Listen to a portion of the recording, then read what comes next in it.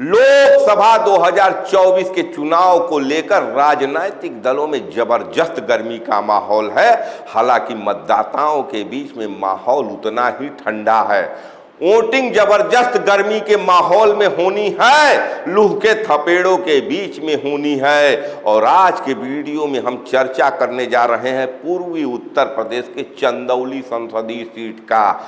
चंदौली संसदीय सीट से जहां भारतीय जनता पार्टी ने मोदी के कैबिनेट मंत्री डॉक्टर महेंद्र नाथ पांडे को तीसरी बार टिकट दिया है, वहीं उनको चुनौती देने के लिए समाजवादी पार्टी ने कभी राजनाथ सिंह के कैबिनेट में, उत्तर प्रदेश सरकार के कैबिनेट में मंत्री रहे वीरेंद्र सिंह को उतारा है। वहीं इस लड़ाई को त्रिकोणात्मक बनाने के लिए बहुजन समाज पार्टी ने सत्येंद्र मौर्य को टिकट दिया है।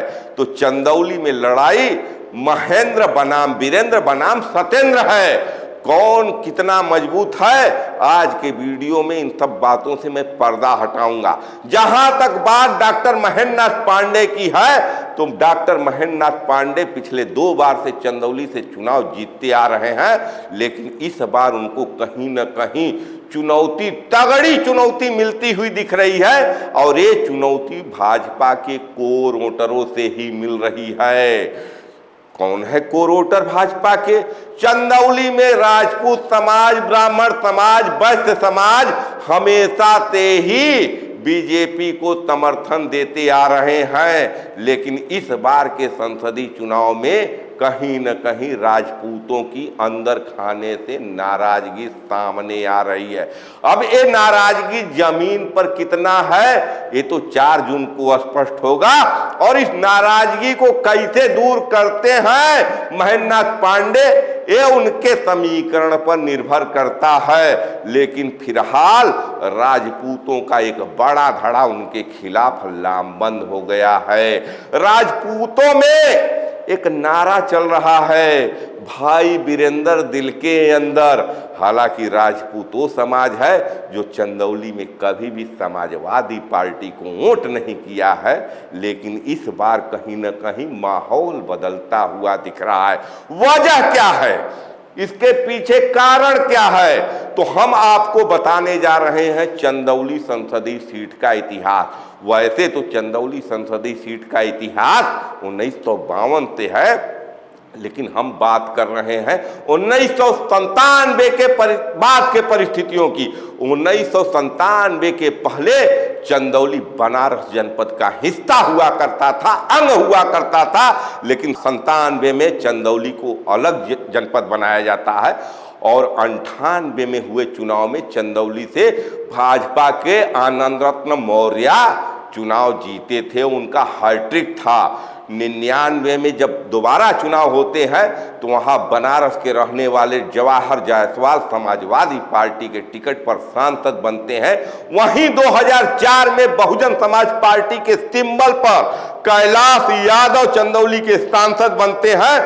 2009 में मुगल सराय, आज के पंडित दीनदयाल उपाध्याय नगर के निवासी राम किशुन यादव चंदौली का नेतृत्व करते हैं, संसद भवन में प्रतिनिधित्व करते हैं। और सही मायनों में कहा जाए तो राम किशुन यादव ही लोकल सांसद अब तक 97 के बाद रहे हैं, वरना हर सांसद बाहरी जनपद का रहा है। और 2014-2019 में डॉक्टर महेंद्र नाथ पांडे चंदौली का नेतृत्व कर रहे हैं और ये भी गाजीपुर जनपद से संबंध रखते हैं। हालांकि आज भी चंदौली के लोगों के बीच में इस बात का बहुत जबरदस्त आक्रोश है कि 97 में जनपद बनने के बाद आज तक जिला मुख्यालय का निर्माण चंदौली में नहीं हो सका। ले देकर भाजपा के कार्यकर्ता, भाजपा के सांसद महेंद्र नाथ पांडे रेलवे ओवरब्रिज को आज भी अपनी उपलब्धि बताकर अपना पीठ ठोकते हैं। यहाँ की नाराजगी एडवोकेट की है, वकीलों की है। अधिवक्ताओं ने इस सरकार के खिलाफ 2 बार आंदोलन किया।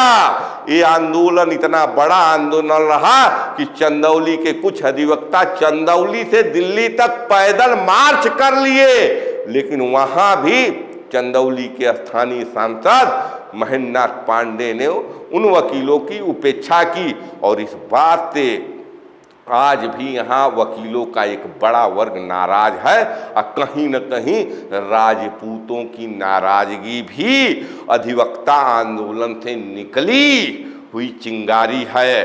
और ये आज के तारीख में माहौल भले ही कितना ठंडा हो, लेकिन ये माहौल गर्म होता जा रहा है, अंदर से सुलग रहा है।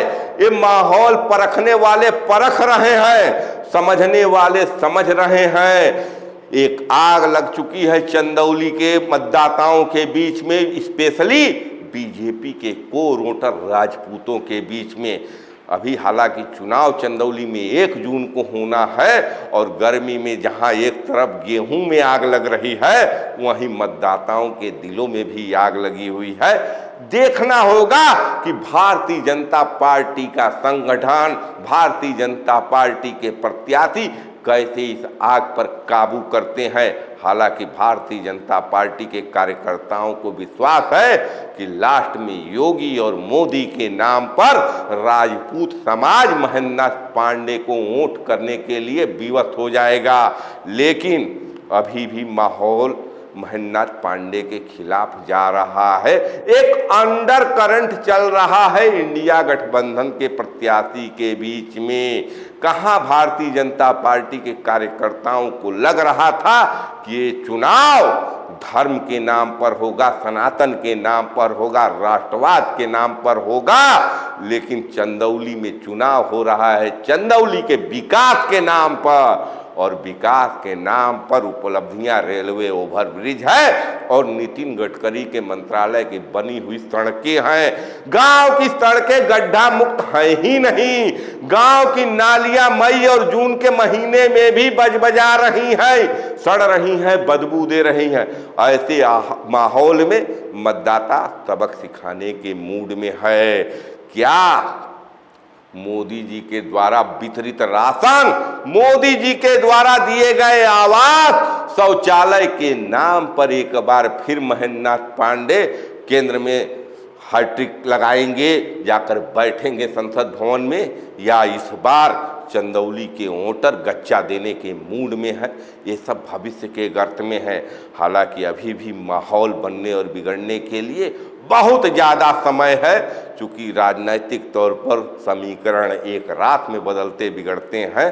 लेकिन अभी जो एक शुरुआत हुई है, एक जो वेव चल रहा है, वो वेव कहीं न कहीं भारतीय जनता पार्टी के विकास पुरुष कहे जाने वाले प्रत्याशी महेंद्रनाथ पांडे के खिलाफ है।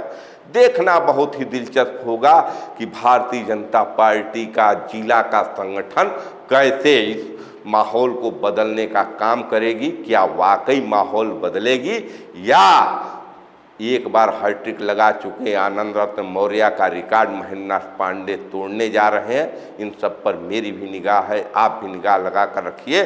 चंदौली को लेकर मैं हमेशा अप टू डेट रहूंगा खबरों के खिलाड़ी पर। देखते रहिए खबरों के खिलाड़ी। मैं आपका पंकज कुमार, धन्यवाद। जय हिंद, जय भारत, नमस्कार।